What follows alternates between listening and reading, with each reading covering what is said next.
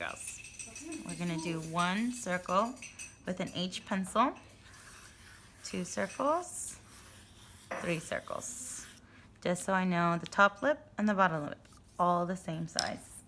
And I'm gonna go with a darker pencil. I'm gonna do an H beam.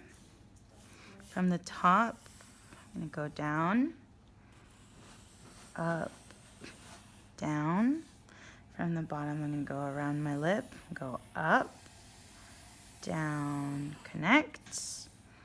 I'm gonna go from the bottom, down, around my bottom circle, oval, up, like that. Now I'm gonna shade a little bit in, make sure both of these are about the same size.